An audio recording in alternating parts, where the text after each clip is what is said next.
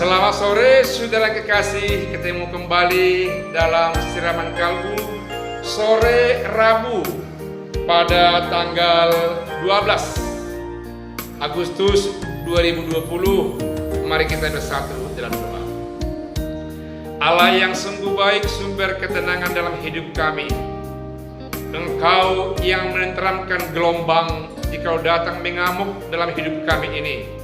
Engkau yang meredakan segala yang membuat guncang kehidupan di tengah-tengah dunia ini, dan Engkau yang memberikan keteduhan dalam lautan kehidupan kami.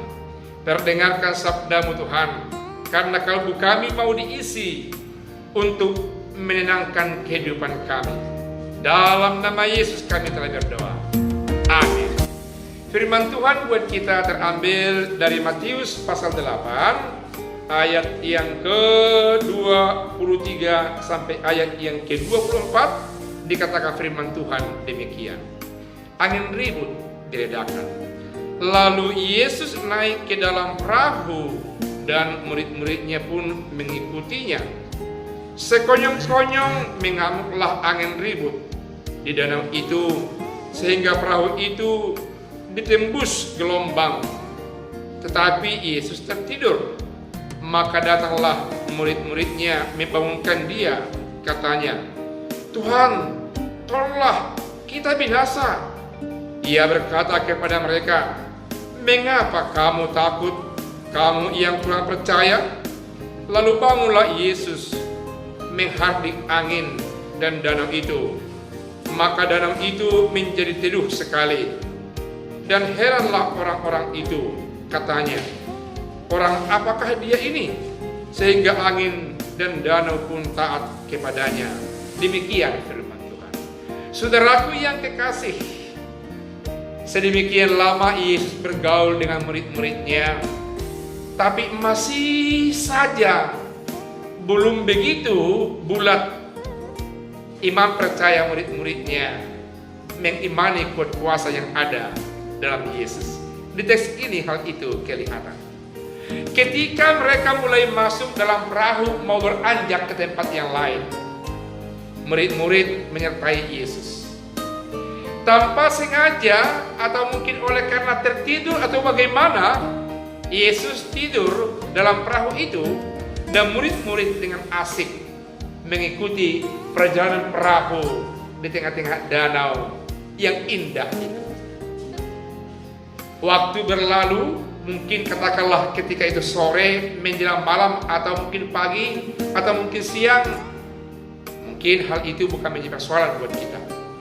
Yang jelas, sedemikian jauh mereka mengarungi danau itu, angin pun datang menerpa perahu, dan ombak pun mulai membesar, mengguncang perahu itu.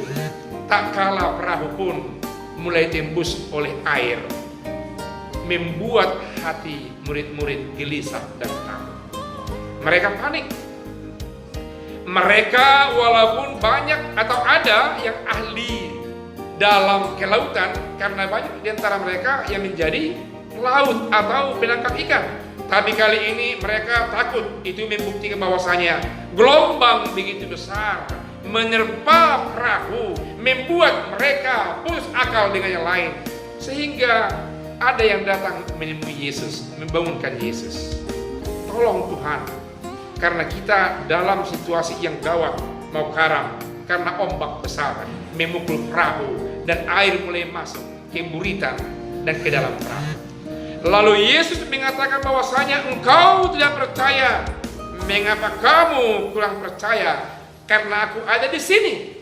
Disinilah kelihatan jelas evaluasi iman murid-murid dari Yesus Kristus, bahwa sedemikian jauh mereka bersama-sama dengan Yesus, tapi mereka masih mau membedakan kuasa Yesus dari yang disembuhkan, matanya yang buta menjadi melihat, dari kuasa yang menyembuhkan telinga yang tidak mendengar menjadi mendengar, dari kuasa membangkitkan orang yang sakit menjadi sehat. Hal itu mereka lihat tidak berlaku dalam konteks angin ribut yang menerpa perahu yang diiringi oleh ombak besar pada saat itu. Mereka belum melihat bahwasanya secara total Yesus menguasai kosmos atau dunia ini. Seolah-olah mereka melihat Yesus hanya seperti dokter yang mengobati fisik atau rohani manusia dan belum bisa menaklukkan kuasa-kuasa yang ada di alam ini. Makanya Yesus katakan kepada mereka, "Mengapa kamu tidak percaya?" Lalu bangunlah Yesus, dia menghardik ombak itu, lalu angin pun berhenti, lautan atau danau pun menjadi sedemikian teduh. Mereka berlayar dengan baik. Saudaraku yang kekasih, di situ sudah kedapatan iman percaya yang kurang dari murid-muridnya. Yang pertama yang disampaikan dari firman Tuhan ini, buat saudaraku yang kekasih yang mendengar sabda ini, setiap saat undanglah Yesus dengan kuat kuasanya segar senantiasa menyertai pikiran kehidupan kita, saudara-saudara. Yang kedua, saya melihat ada benarnya gaya hidup yang ditunjukkan oleh para murid-murid ini. Mengapa ketika kita mulai gawat mau diam saja? Ya, sampaikan kepada mereka yang kita anggap lebih berkuasa. Mereka menganggap Yesus lebih berkuasa dan mampu untuk mengatasinya. Di situ mungkin standpoint para murid-murid itu.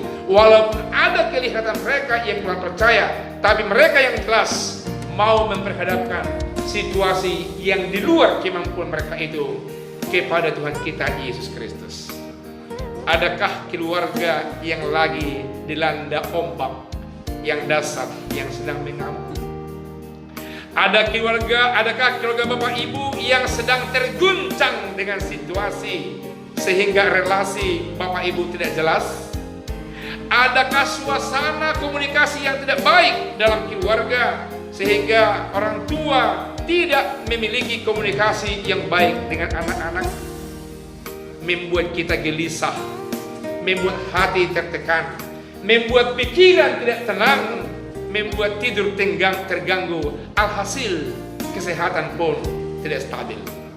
Senantiasa firman Tuhan ini mengingatkan agar kita mengimani Yesus dan mengundang Yesus tetap hidup dan tetap melibatkannya untuk menjawab persoalan yang ada dalam keluarga kita, dalam perusahaan kita, dalam pekerjaan kita, dalam wilayah kekuasaan yang diberikan kepada kita, sehingga Yesus memberhentikan gejolak itu.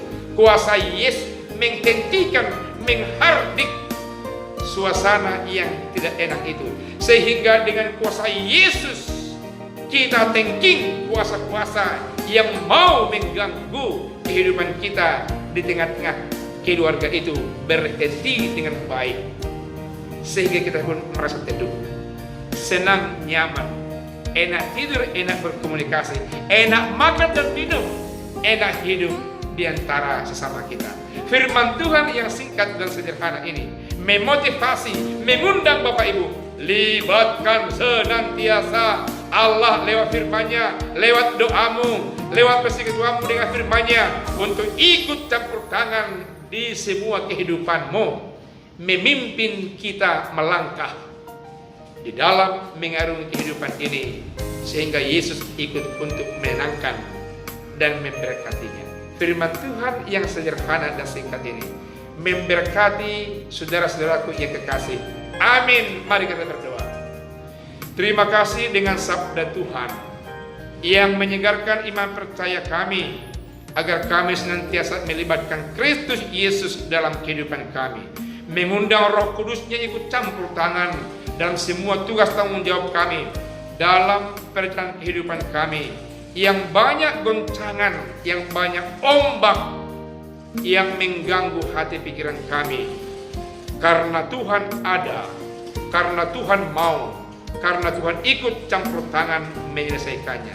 Ya Roh Kudus, siapapun kami yang sedang bersentuhan dengan firman-Mu pada saat ini, biarlah Engkau memasuki semua keluarga kami, sendi-sendi kehidupan kami, menenangkan kami, memberikan kesejahteraan buat kami, Jikalau ada yang sungguh-sungguh lemah dan sakit, dalam nama Yesus Engkau ya Roh Kudus berkarya memberikan kesehatan, keteduhan, karena Engkau Tuhan yang berkuasa, yang menyelamatkan, yang setia bersama-sama dengan kehidupan kami. Dalam nama Yesus kami berdoa. Amin.